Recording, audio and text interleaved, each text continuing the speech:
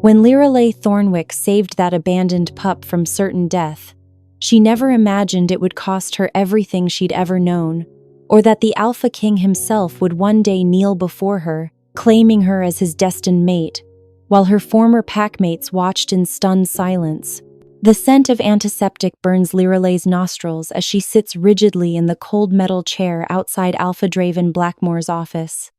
Her hands tremble slightly in her lap, the Omega instincts she's fought her entire life screaming at her to submit, to apologize, to make herself smaller.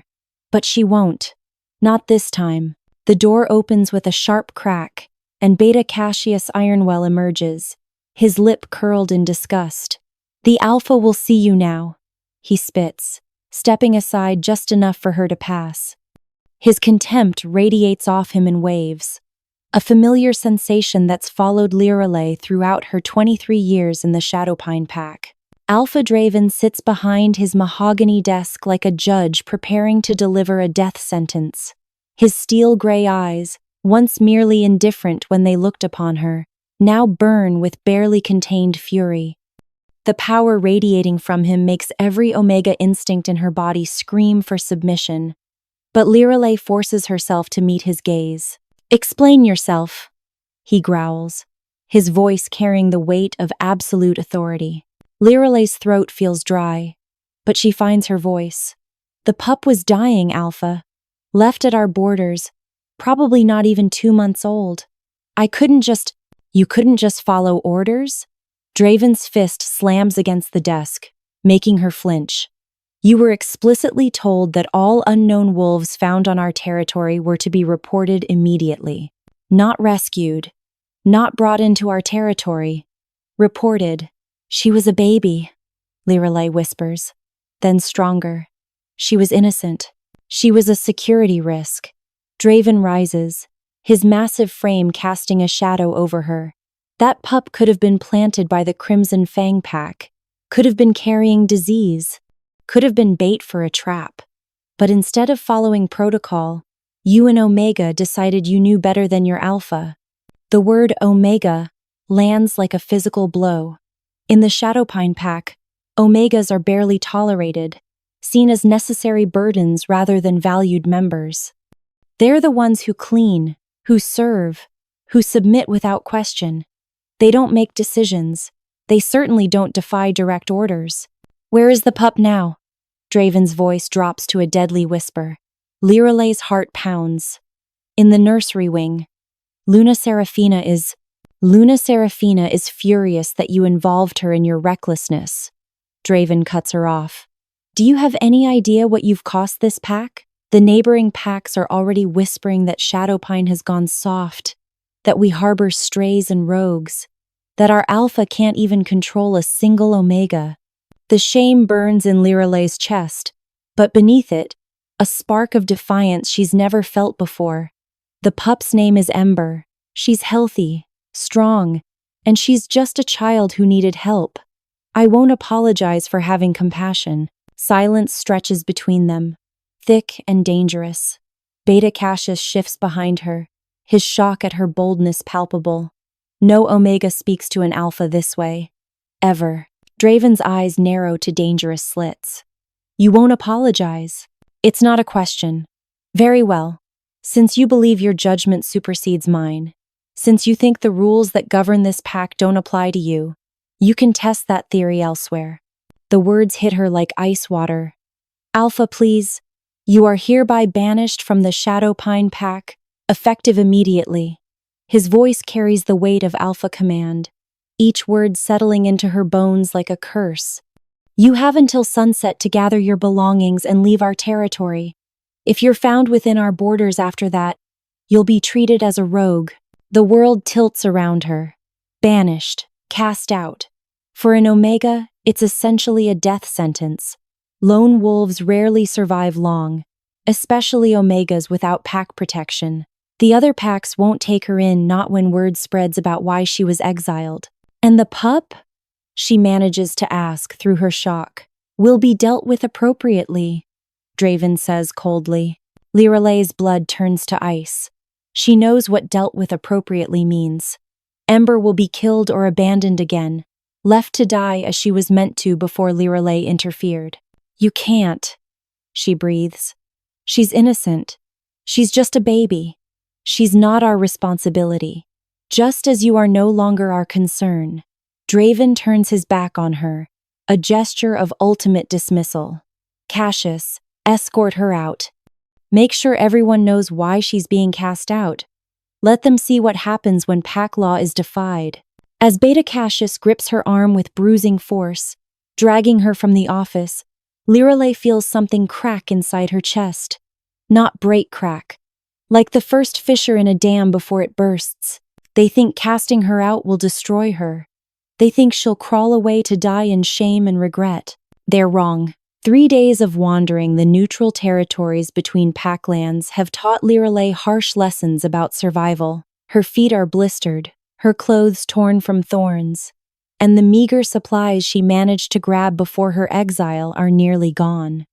But it's the howling in the distance that truly terrifies her rogue wolves. Hunting in packs, drawn by the scent of a lone omega, she's huddled beneath an overturned log when her old communication crystal buzzes against her chest, the enchanted stone flickering with urgent amber light. Only pack members can activate the emergency frequency, and Lyralei's heart lurches.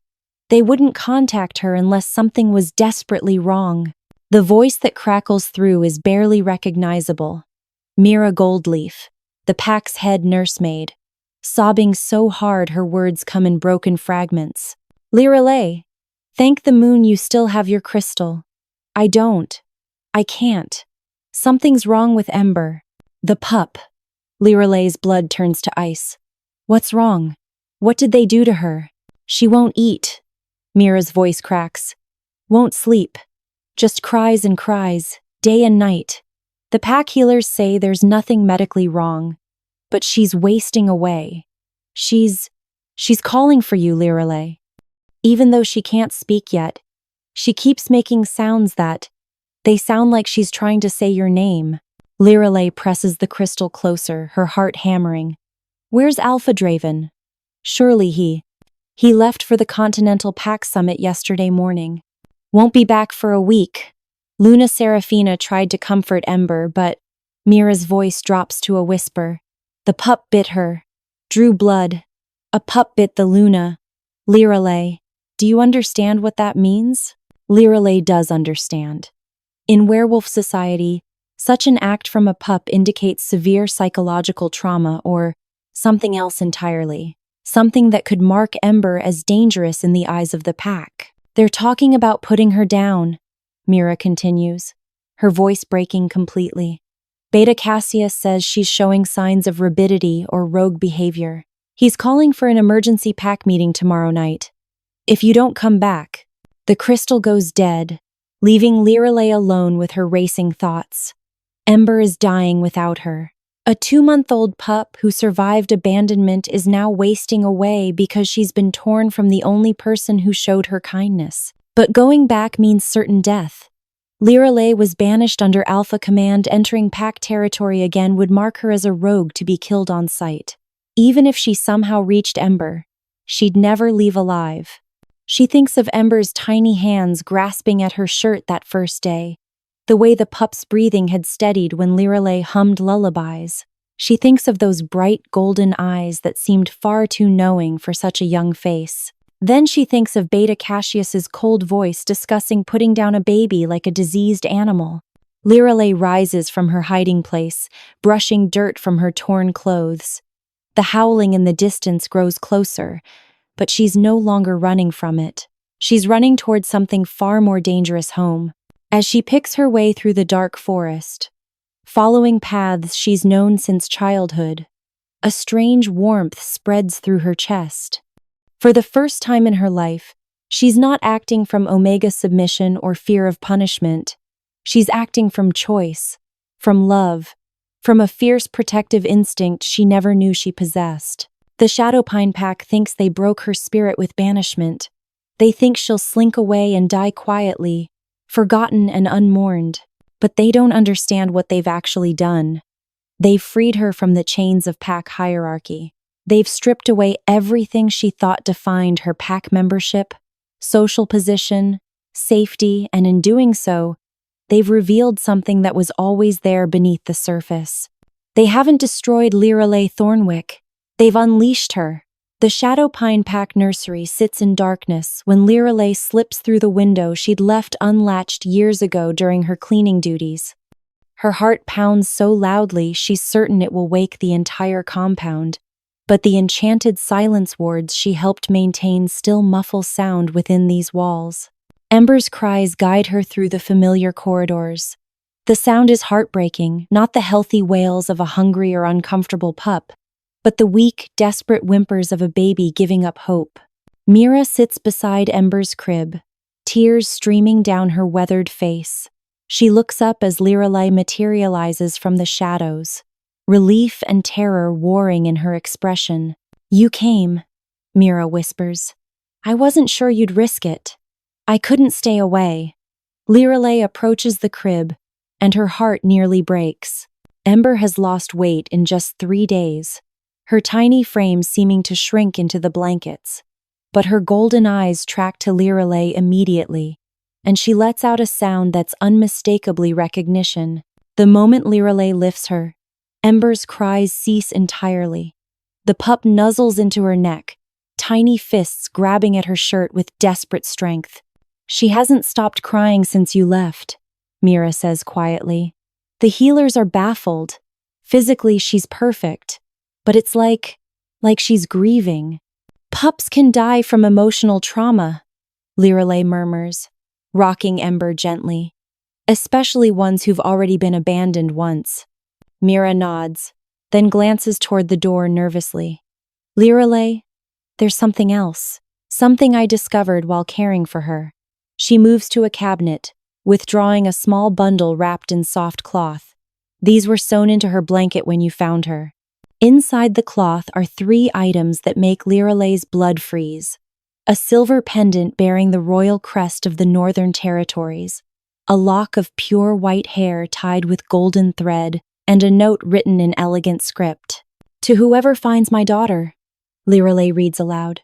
"Her name is Ember Moonshadow. She is the rightful heir to the Northern Crown. I cannot protect her from those who would use her bloodline for war. Please keep her safe until she's old enough to claim her birthright." She bears the mark of the royal line. Signed, Queen Celeste Moonshadow. The implications crash over Lyralei like a tidal wave. Ember isn't just any abandoned pup. She's the missing princess everyone's been searching for, the heir to the most powerful werewolf kingdom in the world. "The mark," Mira whispers. "Look at her shoulder." Lyralei gently shifts Ember's tiny shirt, revealing a birthmark shaped like a crescent moon surrounded by stars. The legendary mark of the Moonshadow dynasty, proof of royal blood that can't be faked or forged. "Dear moon goddess," Lyralei breathes, "do you understand what this means?" Mira nods grimly. "The Northern Territories have been in chaos since Queen Celeste died and Princess Ember disappeared. King Kieran Nighthaven, the Queen's brother and Ember's uncle, has been searching everywhere for her. But if the wrong people learn her identity, they'll either kill her or use her as a political pawn," Lyralei finishes. "And if Alpha Draven discovers who she really is, he'll see an opportunity to gain power through her bloodline or eliminate a potential threat." Ember makes a soft, cooing sound against Lyralei's neck, completely unaware that her very existence could reshape the balance of power across all werewolf territories. "You have to take her away from here," Mira says urgently. "Tonight, before the pack meeting tomorrow." "Take her where?" Lyralei asks, though she's already reaching the same conclusion. "I'm a banished Omega with no pack, no resources, no connections. How can I protect a royal heir?" "You're the only one she trusts," Mira replies firmly. "Look at her. She's been dying without you, and now she's already breathing easier just being in your arms. There's a connection between you two that goes deeper than pack bonds." As if to prove the point, Ember's tiny hand curls around Lyralei's finger, and a strange warmth pulses between them. Not the electric shock of a mate bond, but something else. something protective and fierce and unbreakable. Promise me. Mira grabs Lyralei's free hand, her grip desperate. Promise me you'll keep her safe, not just from the Shadowpine pack, but from everyone who would use her. She deserves to grow up loved, protected, free to choose her own destiny when she's ready. Lyralei looks down at Ember, who gazes back with those impossibly knowing golden eyes. A royal pup, heir to a throne, abandoned by those who should have protected her, and now depending entirely on a banished Omega for survival. I promise, Lyralei whispers, and feels something fundamental shift in her soul. I'll protect her with my life. Dawn breaks gray and threatening as Lyralei prepares to flee with Ember, but the sound of approaching footsteps freezes her blood. Heavy boots on stone, moving with predatory purpose directly toward the nursery. Beta Cassius fills the doorway, his massive frame blocking any hope of escape. Behind him stand 6-pack warriors, their eyes glowing amber with barely restrained violence. The scent of their aggression fills the small room, making Ember whimper against Lyralei's chest. Well, Cassius's voice drips with cruel satisfaction. The banished Omega returns to Steelpack property. How predictable. How predictable. She's not property, Lyralei says quietly, but her voice carries a strength that surprises even her. She's a child who needs protection. Cassius laughs, the sound harsh and grating. Protection? From a rogue who can't even protect herself? His eyes narrow as he studies Ember more closely. Though I admit, there's something unusual about this pup. The way she affects pack dynamics, the strange energy that radiates from her. Lyralei's heart hammers as she realizes he suspects something about Ember's true nature. She shifts slightly, trying to shield the royal birthmark from view. Here's what's going to happen, Cassius continues, stepping into the room. You're going to hand over the pup, submit to restraints, and await Alpha Draven's return for proper punishment. If you cooperate, your death will be quick. And if I don't cooperate? Cassius's smile turns predatory. Then we kill you both slowly. Your choice, Omega. The ultimatum hangs in the air like a blade.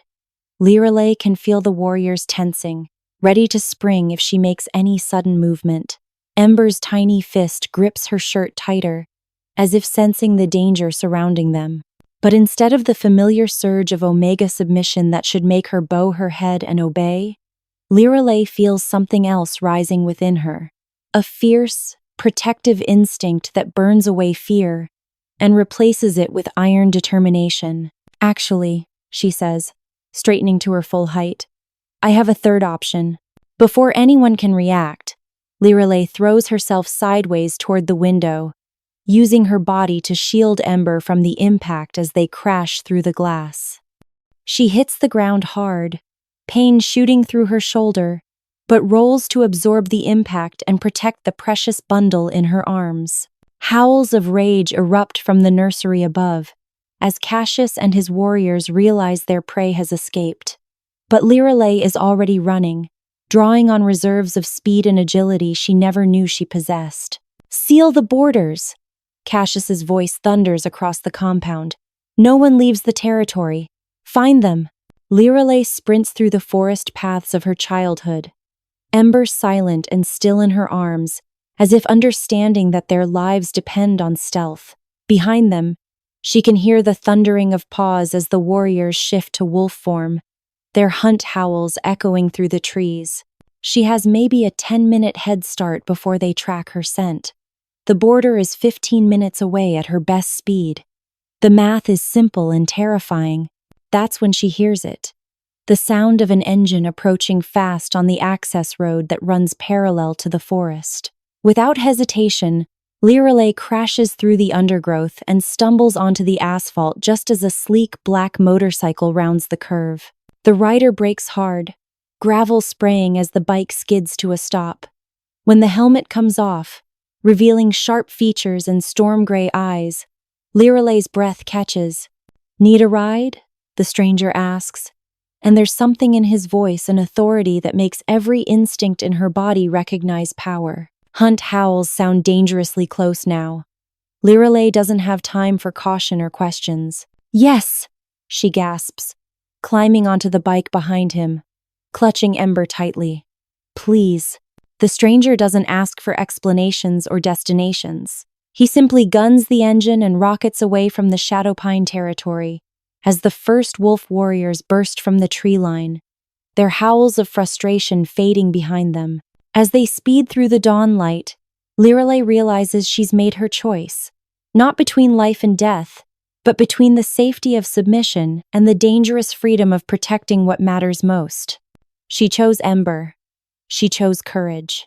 And somehow, she feels like this mysterious stranger who appeared at exactly the right moment might be connected to both.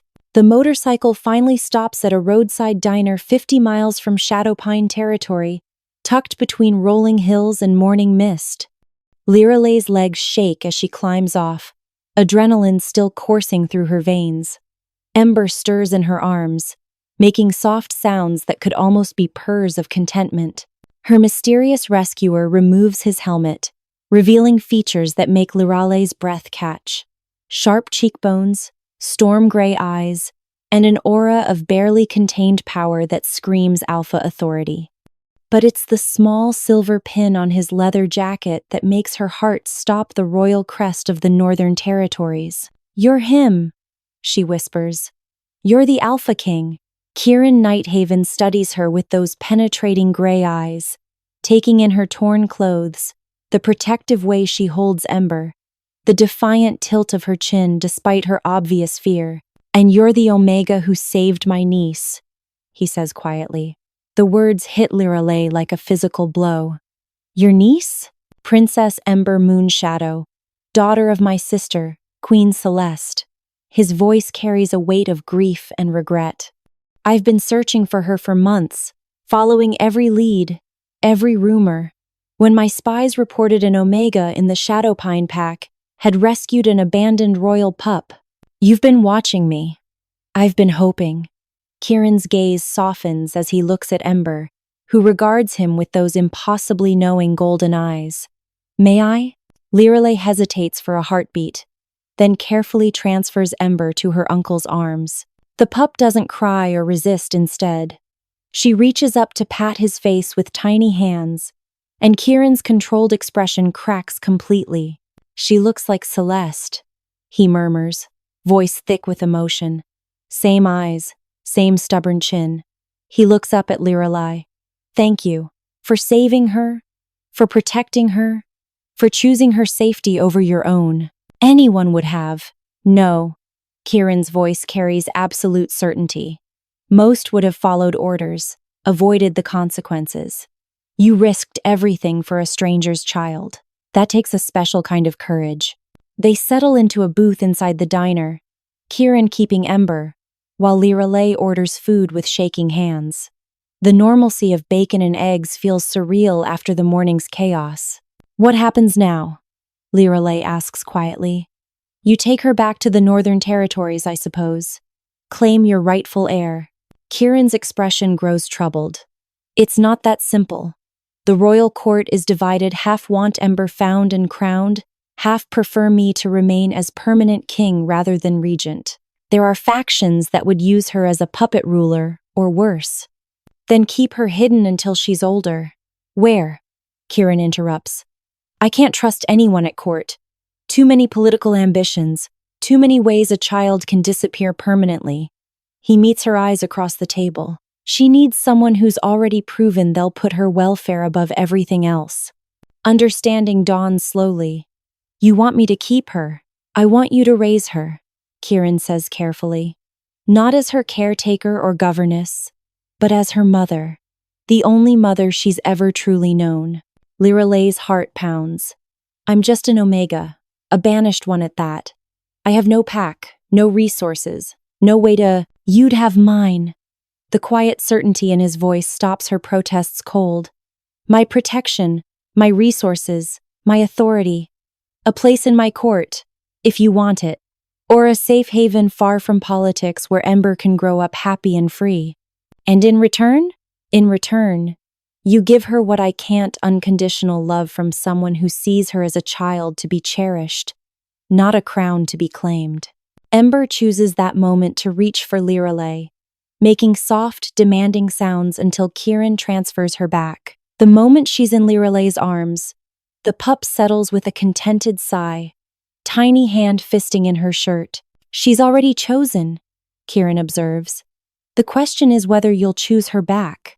Lyralei thinks of everything she's giving up: the dream of finding a new pack, of someday being accepted somewhere, of living a simple, safe life. Then she looks down at Ember, who gazes up at her with complete trust and love. Yes, she says simply. I choose her. I choose this. Something shifts in Kieran's expression: relief, gratitude, and something else she can't quite identify. Then you're under my protection now. Both of you. Anyone who threatens either of you threatens the crown. As if summoned by his words, the diner door chimes, and 3 familiar figures enter: Beta Cassius and 2 Shadowpine warriors, their eyes scanning the room with predatory intent. Lyralei's blood turns to ice, but Kieran simply turns in his seat, radiating such pure alpha dominance that all 3 men freeze in the doorway. Gentlemen, he says pleasantly, though his voice carries enough authority to make them unconsciously bare their necks in submission. I believe you're trespassing on neutral territory while pursuing someone under royal protection. Cassius's face goes white as he recognizes the Alpha King. Your Majesty, we weren't aware. Now you are. Kieran's tone could freeze fire. I suggest you return to your territory and inform your Alpha that Princess Ember Moonshadow is exactly where she belongs with her chosen guardian, under my direct protection. The 3 men retreat without another word, practically tripping over themselves in their haste to escape. Lyralei stares at Kieran in amazement. Just like that? Just like that? He confirms. You're free, Lyralei Thornwick. Free from your old pack. Free from their judgment, free to become whoever you choose to be. For the first time in her life, Lyralei feels the weight of Omega submission lift from her shoulders entirely. She's not just protecting Ember anymore, she's claiming her own power, her own choices, her own destiny.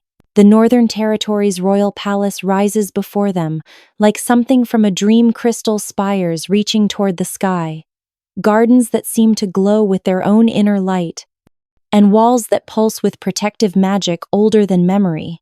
But it's the crowd gathered in the grand courtyard that makes Lyralei's stomach clench with anxiety.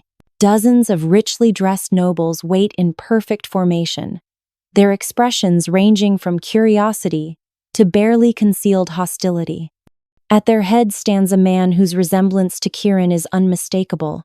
Though where the Alpha King radiates controlled power, this man practically vibrates with ambition.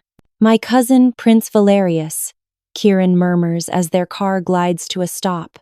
He's been managing affairs in my absence.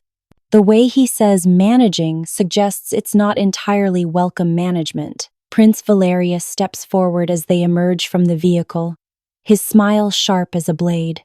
Cousin, welcome home.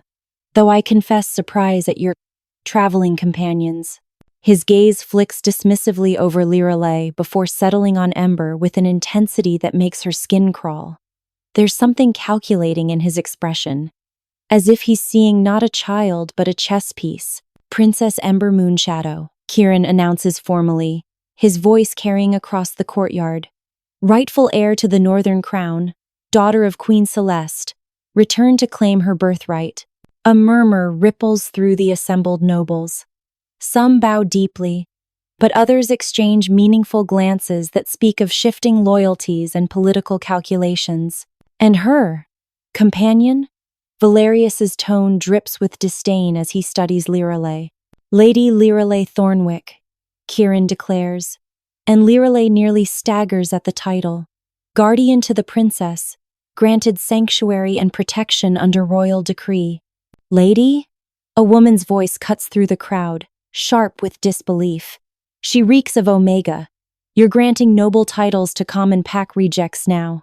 Kieran's eyes flash dangerously, but before he can respond, Ember begins to fuss in Lyralei's arms. The pup, overwhelmed by the crowd and strange scents, starts to cry the same heartbroken wails that nearly killed her during their separation. Immediately, the assembled nobles step back, covering their ears.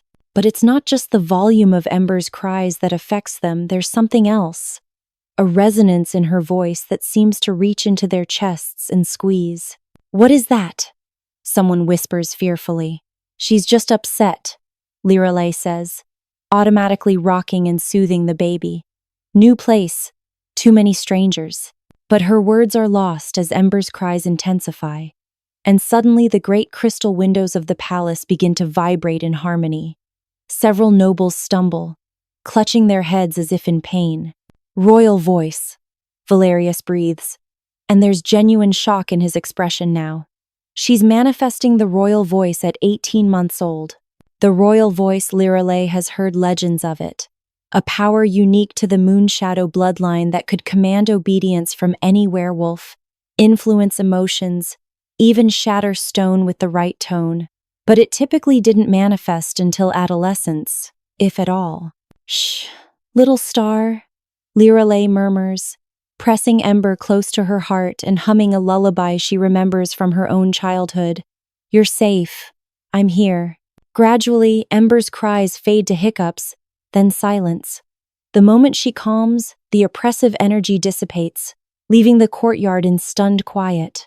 "Extraordinary," Valerius says slowly. The princess responds only to her. He can't quite bring himself to say Lyralei's name with respect, but there's new wariness in his voice. "Perhaps," suggests an elderly woman with silver hair and cold eyes.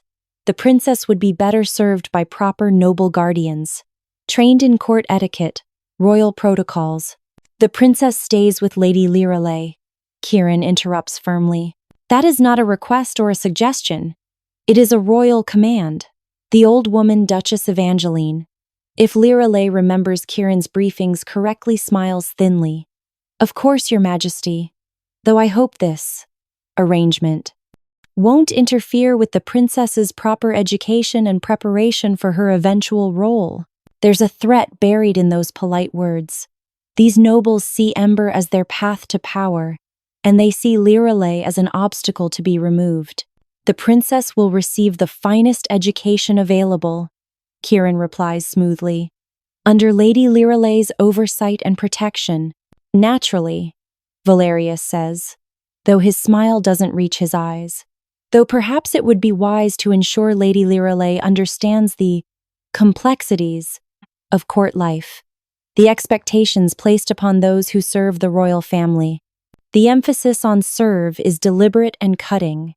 Despite Kieran's protection and title, they still see her as nothing more than a glorified nursemaid. But as Lyralei stands there, holding the most powerful child in the werewolf world while surrounded by nobles who would use that child for their own gain, she feels something crystallize inside her. Not submission or intimidation, but fierce protective purpose. They can play their political games and scheme for power all they want. She doesn't need their respect or acceptance. She only needs to keep Ember safe, happy, and free to choose her own destiny when the time comes. And if that puts her at odds with every noble in the kingdom, so be it. "I understand perfectly," she says quietly, meeting each hostile gaze in turn. The princess's well-being comes before all other considerations, including court politics. The challenge in her words is unmistakable, and she sees several nobles stiffen with offense. "How refreshing," Duchess Evangeline murmurs. "Such dedication. I'm sure we'll have many opportunities to discuss what's best for our dear princess." As they're finally escorted into the palace proper, Lyralei catches Kieran's eye. He nods almost imperceptibly. He sees the danger too, recognizes that this is only the beginning of a much larger battle.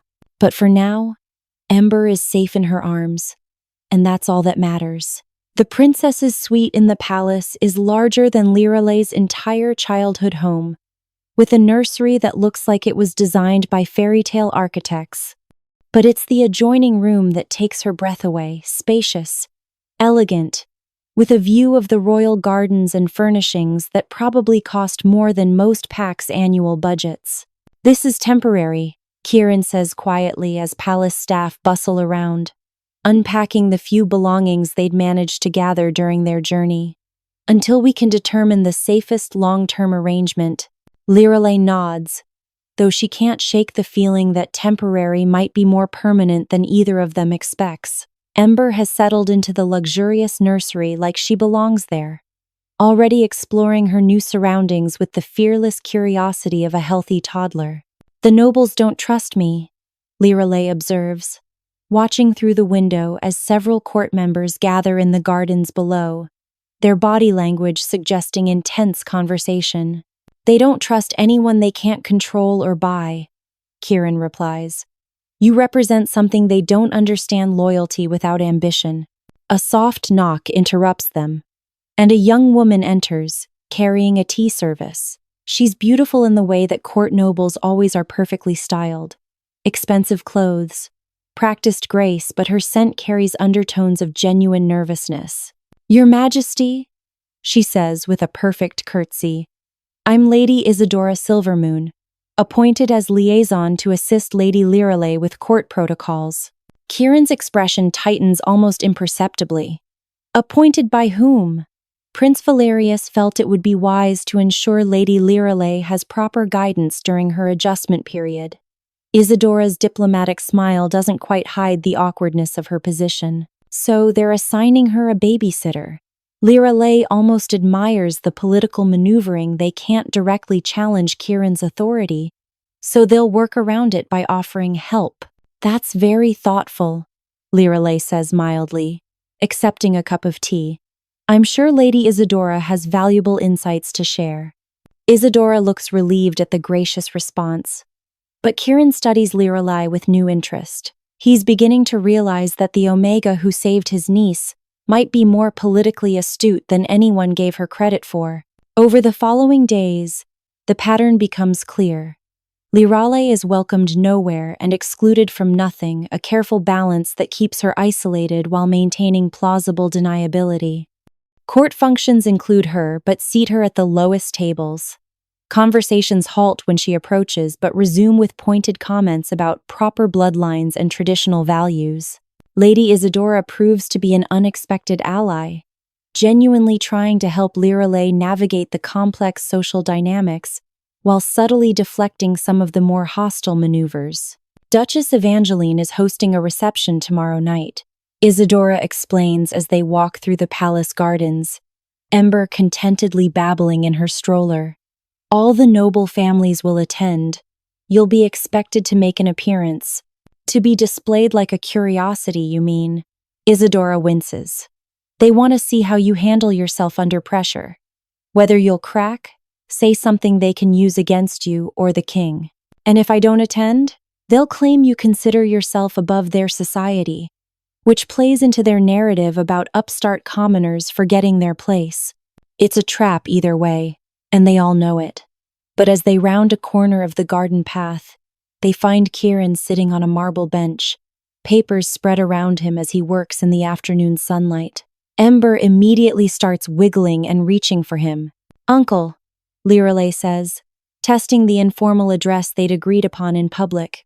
Ember seems to think it's playtime, not work time. Kieran looks up with a smile that transforms his entire face, reaching for his niece with eager hands. She's absolutely right. These budget reports will still be boring in an hour. Watching them together, the powerful Alpha King making silly faces at a giggling toddler, Lyralei feels something warm and complicated unfurling in her chest. This isn't the political alliance she'd expected. It's beginning to feel like something much more dangerous. Like family. "The reception tomorrow," she says impulsively. "I need a favor." Kieran raises an eyebrow. "Name it." "Dance with me. Early in the evening, before the political maneuvering gets too intense. Show them that I have your support." "You have more than my support," he says quietly, his eyes meeting hers over Ember's head. "You have my trust, my protection, and my gratitude." There's something in his voice that makes Lyralei's breath catch. a warmth that has nothing to do with royal obligation and everything to do with genuine connection. Lady Isadora clears her throat delicately. I should mention the reception will be formal court dress. I took the liberty of arranging appropriate gowns for your approval. That evening, as Lyralei stands before the mirror in a dress that costs more than most people earn in a lifetime, she barely recognizes herself. The deep blue silk brings out her eyes, the elegant cut flatters her figure, and the Moonshadow family diamonds at her throat mark her as under royal protection.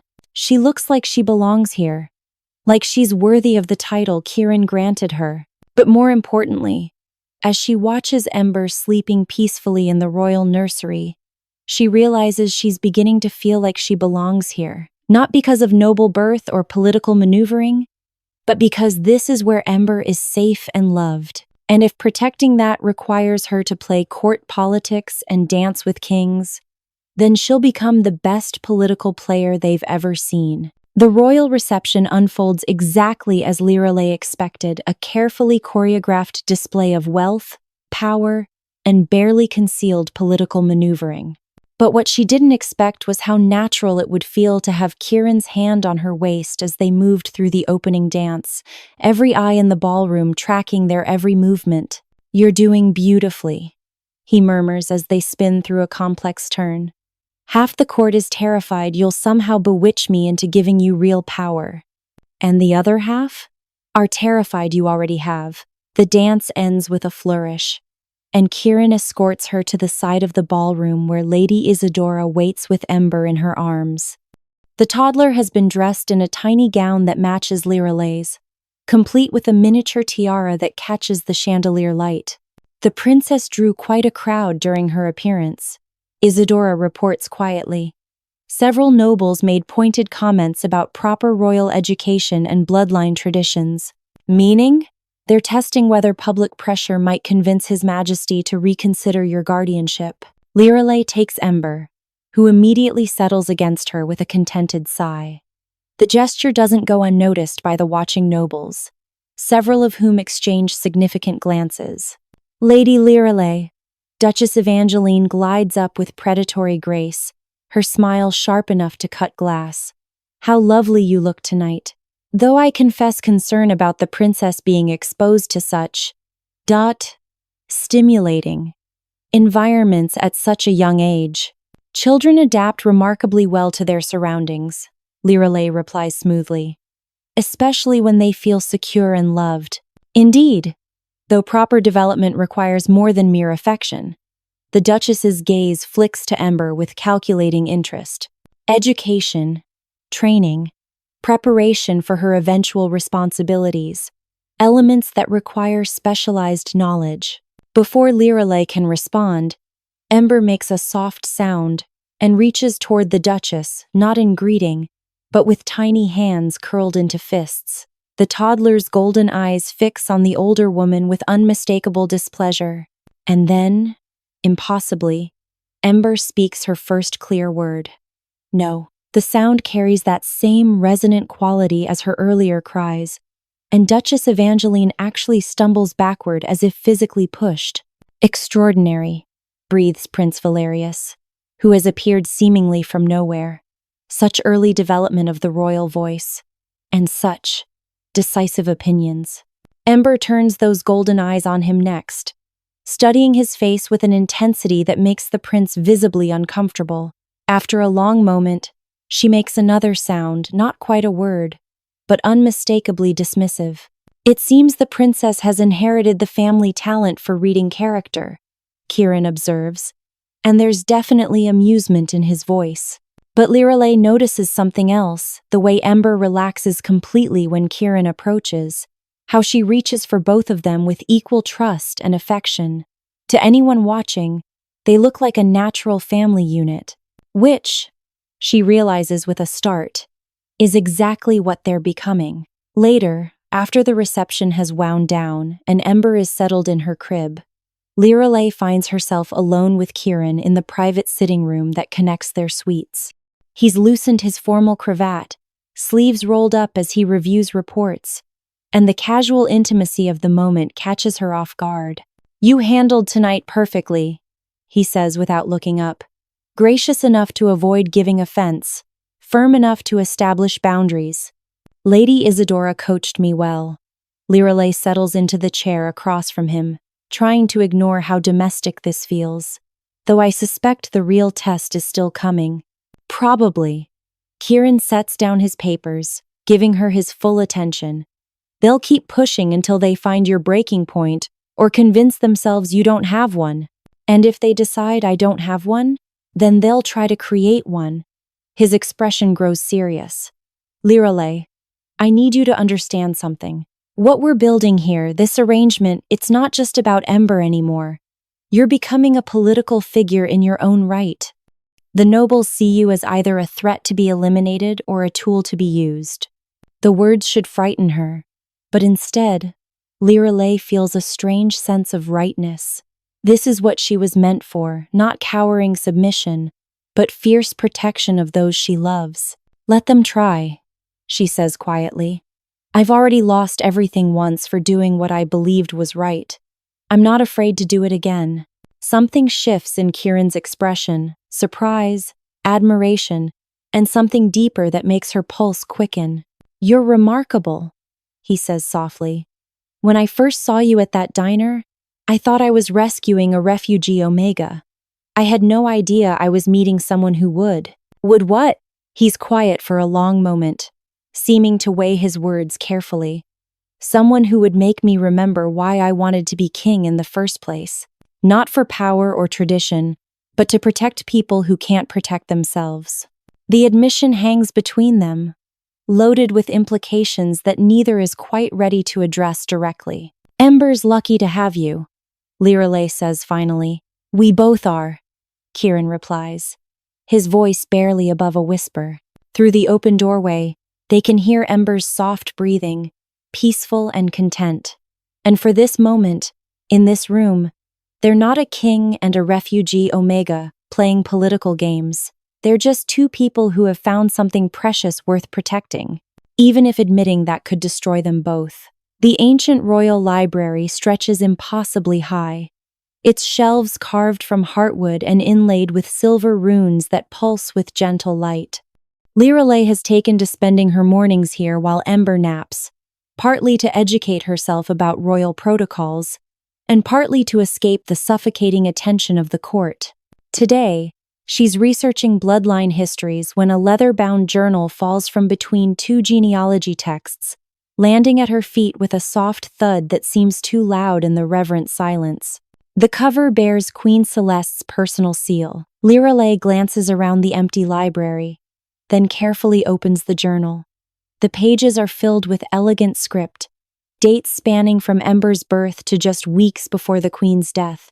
Day 12 since Ember's birth. The healers confirm what I suspected during pregnancy. She carries not just the royal voice, but the ancient gift, the power to form true bonds, not just with her destined mate, but with those she claims as family. It hasn't manifested in our line for 3 centuries. Lyralei's hand trembles as she reads on. Day 45. I've been dreaming again. The same vision, over and over, Ember grown, standing beside a woman with dark hair and fierce eyes. Not romantic love, but something deeper. The bond of chosen family, unbreakable as steel. In my dreams, this woman fights armies for Ember's sake, dies for her if necessary, and Ember loves her like the mother I might not live to be. The entries continue, growing more urgent as Queen Celeste's illness progresses. Day 78. The dreams are clearer now. I see her face distinctly, the woman who will be Ember's true guardian. She works in a pack nursery, tends children who aren't her own with endless patience. She's been hurt, rejected, made to feel worthless. But when she holds Ember, she transforms, becomes the protector I need her to be. Day 95. I know her name now, Lyralei Thornwick of the Shadowpine Pack. The dreams show me fragments of her life, a loveless existence in a pack that sees her as lesser. Years of serving others while being told she's not enough. But beneath that broken spirit burns something magnificent, something that will save my daughter when I cannot. Lyralei's vision blurs as tears fall onto the ancient pages. Day 134. My final entry. The sickness is winning, and my spies report that coup attempts grow bolder. I cannot trust anyone at court with Ember's safety. Too many would use her as a puppet, or eliminate her as competition for the throne. I've arranged for her to be taken to neutral territory, left where Lyralei will find her. Not abandonment deliverance. The dreams show me that Lyralei will sacrifice everything to save a child she's never met, will choose love over safety, courage over submission. And when Kieran finds them both as he must, as he will, he'll discover what I've known all along. Lyralei isn't just Ember's destined guardian, she's his destined mate. The bond will form slowly, built on shared purpose rather than instant attraction. By the time they realize what's happening, it will be unbreakable. My brother deserves happiness after all these years of duty. Ember deserves a mother who will fight the world for her, and Lyralei deserves to be cherished by someone who sees her true worth. I die content knowing my daughter will have both her uncle's protection and her chosen mother's love. The dreams never lie. This is how it was always meant to be. The journal slips from Lyralei's nerveless fingers as the implications crash over her. Queen Celeste hadn't just hoped someone would save Ember, she'd orchestrated the entire sequence of events.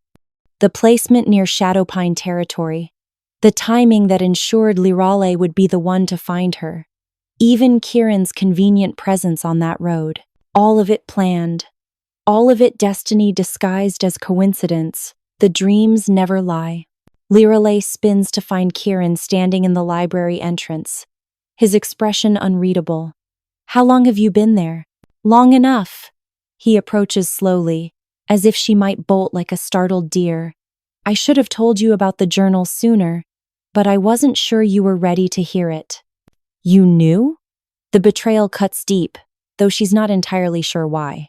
You knew she planned all of this? I suspected. Kieran stops just out of arm's reach, his scent carrying notes of regret and something else, hope, carefully contained. Celeste always had prophetic dreams, though she rarely spoke of them. When she died and Ember disappeared, I thought. I hoped. You hoped what? Lyralei's voice rises, anger and confusion warring in her chest. That you could manipulate me the same way she did? Use my feelings for Ember to control me? No. The word comes out sharp, absolute. I hoped that for once in my life, the universe might give me something good, without requiring me to sacrifice everything else I care about. The raw honesty in his voice stops her retreat cold. Lyralei, he says quietly, I need you to understand something. Whatever Celeste planned, whatever the dreams showed her, none of it matters unless we choose it. The bond she wrote about, it only forms if both people want it. Consent, not destiny. And if I don't want it? The question comes out barely above a whisper. Pain flashes across his features, quickly controlled. Then you and Ember will still have my protection, my resources, my loyalty. Nothing changes except, he swallows hard. Except I'll stop hoping for impossible things. They stand in silence, the weight of revelation settling between them like a living thing. Through the library's tall windows, Lyralei can see the royal gardens where Ember plays with her nursemaids, laughing and safe and loved. She planned for me to love her, Lyralei says finally. Yes. She planned for you to love me. Yes. Kieran's voice is barely audible, though I'm fairly certain that part was inevitable with or without prophetic intervention. The admission hangs between them, fragile and momentous. Lyralei thinks of the past weeks, the gradual warming of their interactions, the way her pulse quickens when he enters a room, the domestic contentment of their shared evenings with Ember. She thinks of Queen Celeste, dying alone but confident that love would triumph over politics and fear. The dreams never lie, she repeats softly. Only if we let them be true, Kieran replies. Lyralei looks at him, really looks at him.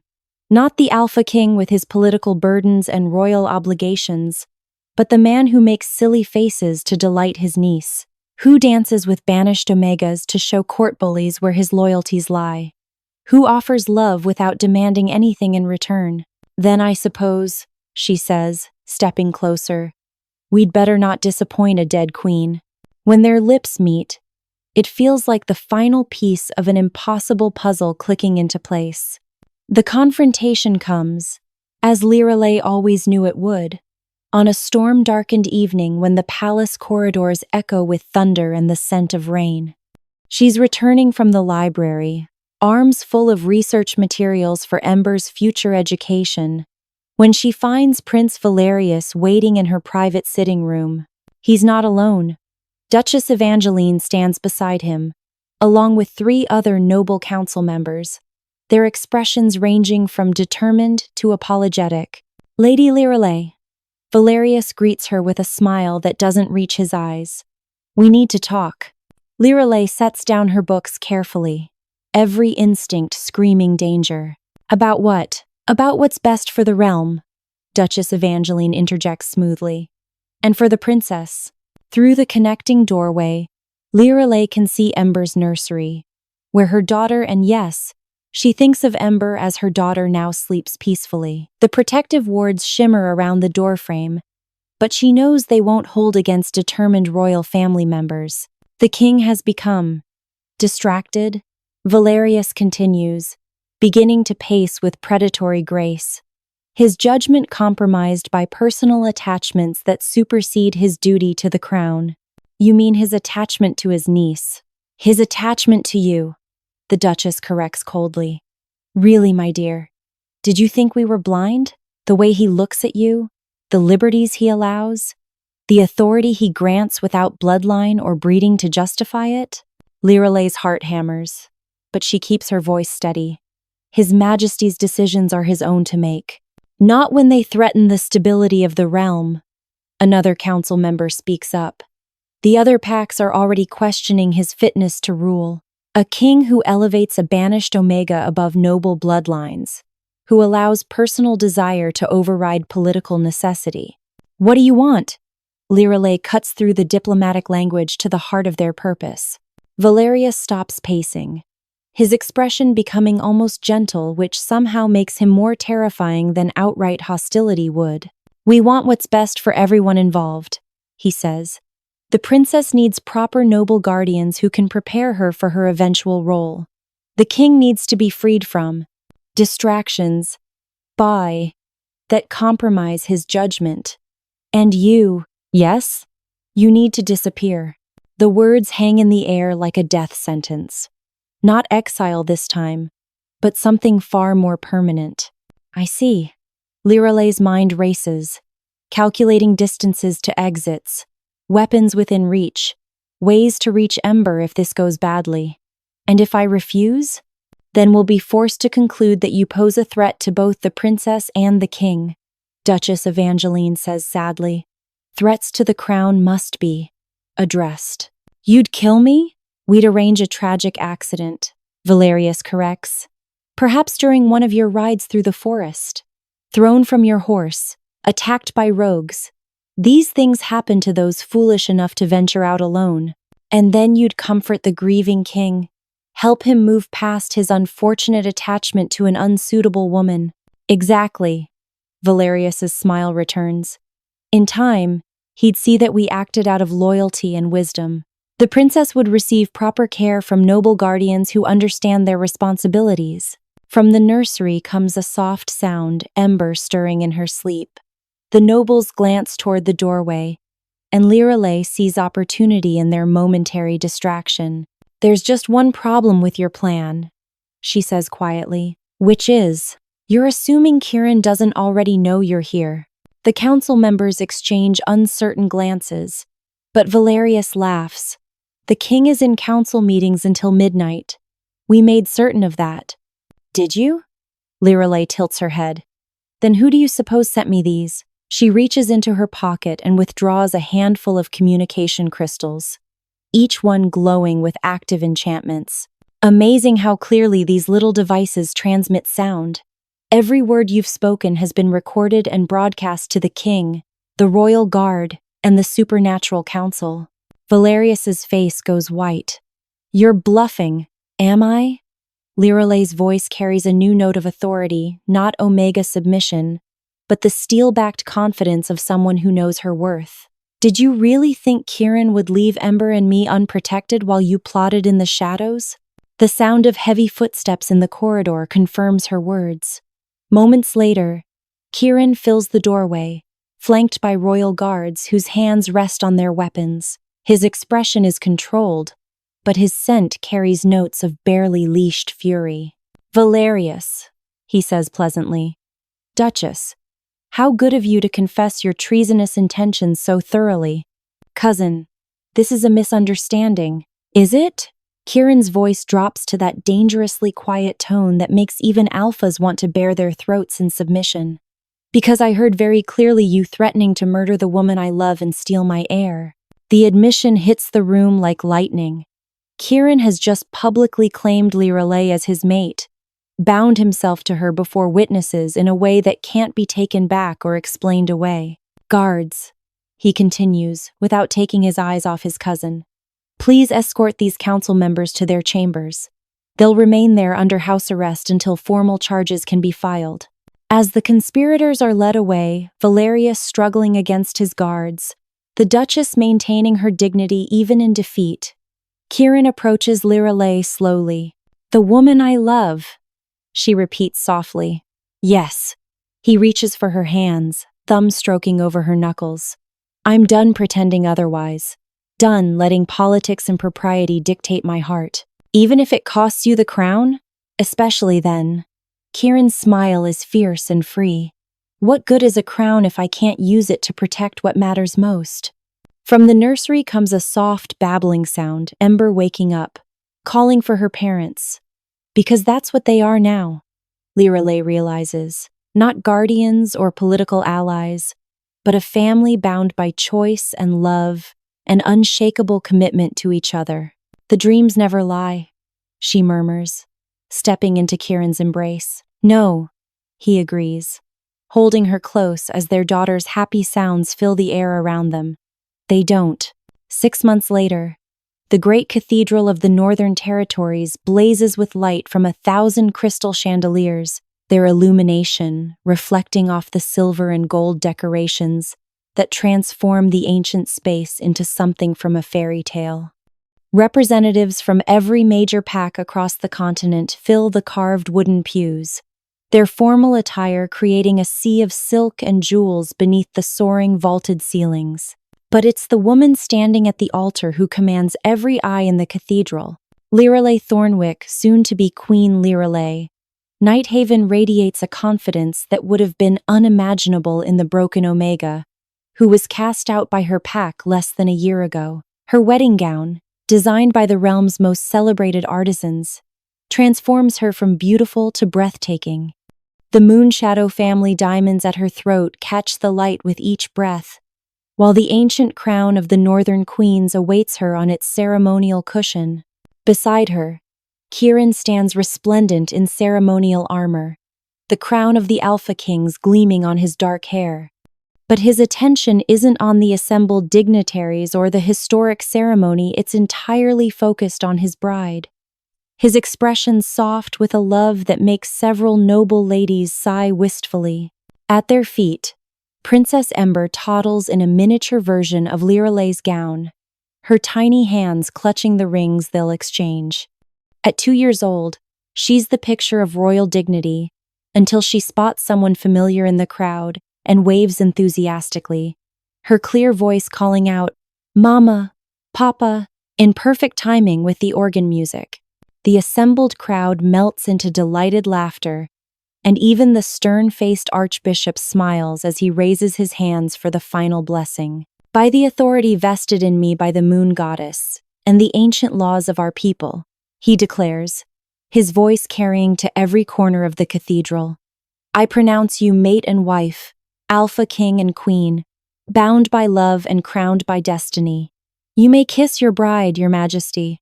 When their lips meet, the cathedral erupts in cheers that seem to shake the very stones. But more than celebration fills the air, there's a sense of rightness, of a story reaching its inevitable and perfect conclusion. The reception afterward is a glittering affair in the palace ballroom. But the moment that will be talked about for generations comes when an uninvited guest appears at the great doors. Beta Cassius Ironwell stands at the threshold in travel-stained clothes, flanked by two other former Shadowpine Pack members. They've clearly journeyed far to be here, and their expressions mix awe, regret, and desperate hope. The ballroom falls silent as Lyralei, now Queen Lyralei, approaches them with Ember in her arms. Her husband follows a step behind, his presence protective but not interfering. "Your Majesty," Cassius says, his voice carefully controlled as he drops to one knee. "We come seeking an audience." "Speak," Lyralei replies, and her tone carries the authority of someone accustomed to being obeyed. The Shadowpine Pack struggles. The admission clearly costs him. Alpha Draven's leadership has grown erratic. The pack divides. Members leave daily. He swallows hard. "We were wrong. About you, about your worth, about what you were capable of becoming. And we'd like to pledge our loyalty to you, Your Majesty, to serve in your court, if you'll have us." The request hangs in the air, and Lyralei is acutely aware that hundreds of eyes watch for her response. This is more than personal vindication. It's a statement about the kind of queen she intends to be. "You cast me out for saving a child," she says quietly. "Called me defective, worthless, a burden on your pack." Cassius flinches but doesn't deny the accusations. "You're right," Lyralei continues. "You were wrong about me. But here's what you still don't understand. I didn't become worthy when I gained a crown. I was always worthy.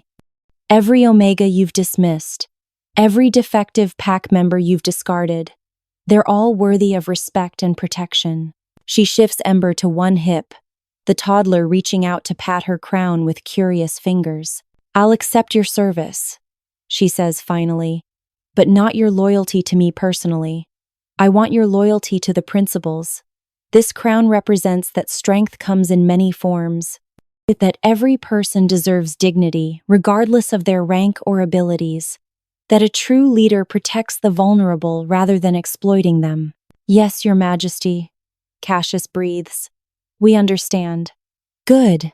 Lyralei's smile is warm but carries an edge of steel. "Then welcome to a court that values character over bloodline." As the evening winds down and the last guests depart, Lyralei finds herself on the palace balcony overlooking the gardens where Ember toddles among the moonlit flowers, chasing fireflies with the delighted giggles of a happy child. Kieran joins her, slipping his arms around her waist from behind. "Any regrets?" he murmurs against her ear. Lyralei leans back against his chest, watching their daughter discover the magic of a summer night. About which part? Saving a pup who turned out to be a princess? Being banished by people too blind to see past their own prejudices?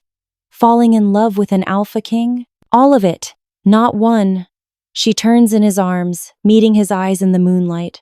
"Every choice led me here, led us here, led Ember to the family she was always meant to have." "The dreams never lie," Kieran agrees, pressing a soft kiss to her temple. "No," Lyralei replies, watching Ember stumble and immediately pick herself up with determined resilience. "They don't." From the gardens comes their daughter's laughter, bright and free and full of joy. It's the sound of a child who knows she's loved unconditionally, protected fiercely, and free to become whatever her heart desires. It's the sound of destiny fulfilled, of love triumphant, of a story that began with rejection and exile but ended with a crown, a kingdom, and a family bound not by blood or tradition but by choice. And in the palace behind them, servants are already spreading the tale that will become legend. The story of an Omega who was cast out for saving a pup, only to discover that sometimes losing everything is the first step toward gaining what you never dared dream possible. The story of Queen Lyralei Nighthaven, who proved that true strength isn't about dominance or bloodline, but about the courage to love fiercely and fight for those who can't fight for themselves. The story that will inspire countless other Omegas to believe in their own worth, their own power, their own right to reach for crowns and claim the love they deserve.